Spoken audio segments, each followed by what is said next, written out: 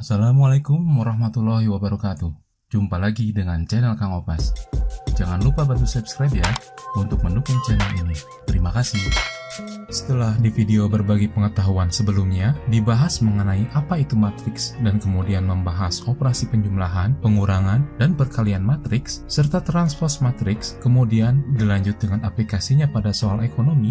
Di video ke-6 dari seri materi tentang matriks ini akan dibahas bagaimana cara menentukan nilai determinan sebuah matriks, di mana determinan ini nanti kita akan gunakan pada beberapa teknik dalam matriks, misalnya menentukan inverse dari sebuah matriks. Determinan adalah nilai yang dapat dihitung dari unsur-unsur suatu matriks persegi. Maksudnya matriks persegi itu kayak gimana sih?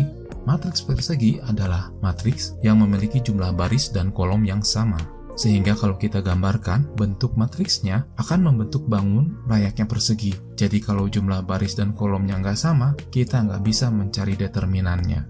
Penulisan suatu determinan matriks ditandai dengan kurung seperti ini, kurung lurus.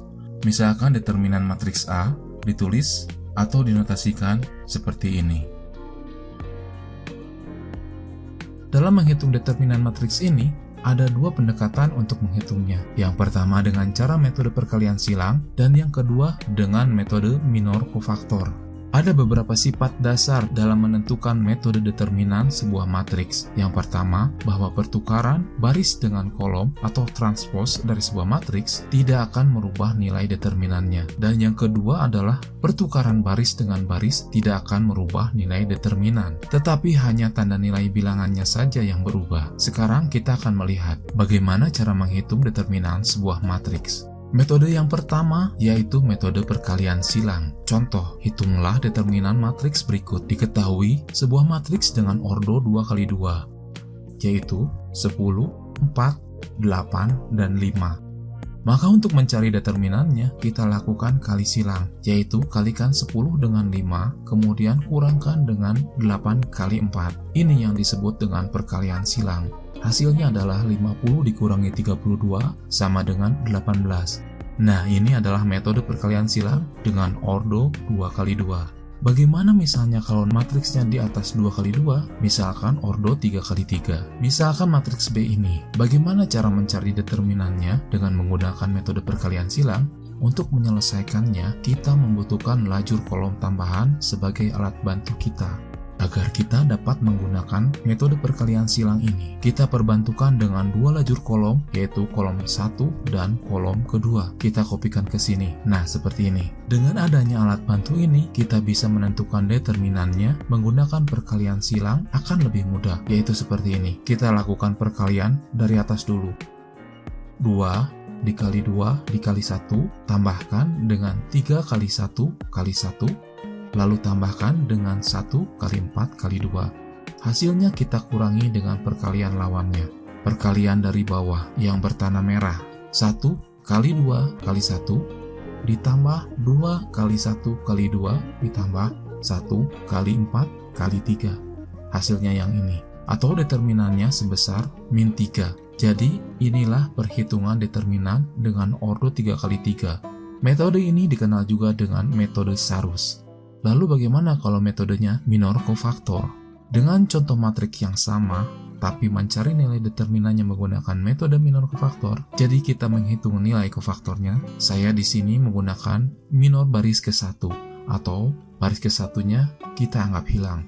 Untuk kofaktor B11, kita peroleh dengan cara perpaduan antara baris dan kolom. Baris ke-1 dan kolom ke-1 kita tutup, diperoleh angka 2. Kemudian apabila baris ke-1 dan kolom ke-1 ini dianggap hilang, maka akan tersisa submatriks baru atau disebut matriks minor, yaitu 2, 1, 2, 1. Dari matriks minor ini, kemudian kita cari determinannya. Kemudian kita berikan selang-seling tanda bilangannya. Untuk kolom pertama positif, kedua negatif, ketiga positif, dan seterusnya. Jadi karena perpaduan kolom 1 dan baris 1 adalah 2, kemudian kalikan dengan determinan matriks minornya, yaitu 2 kali 1, kemudian kurangi 2 kali 1, sama dengan 2 kali 2 min 2 sama dengan 0. Ini adalah kofaktor yang pertama. Kemudian kofaktor yang kedua adalah B12 atau persilangan antara baris ke-1 dengan kolom kedua. Karena kolom kedua ini bertanda negatif, maka nilai dari persilangan ini kita beri tanda negatif.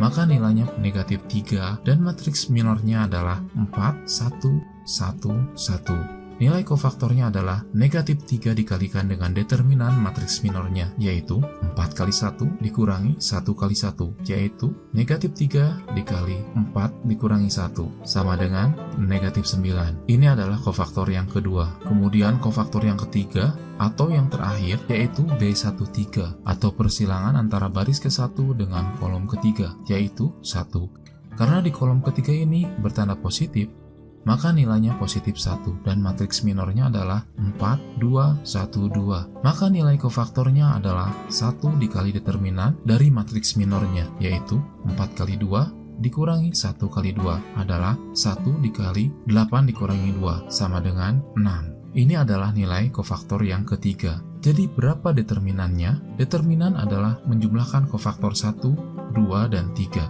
atau B11, B12, dan B13, maka nilai determinannya adalah negatif 3. Jadi dengan menggunakan metode perkalian silang atau Sharus maupun dengan menggunakan metode minor kofaktor, nilai determinan dari matriks yang sama hasilnya sama. Untuk contoh ini yaitu negatif 3. Demikianlah pembahasan mengenai bagaimana cara menentukan nilai determinan sebuah matriks.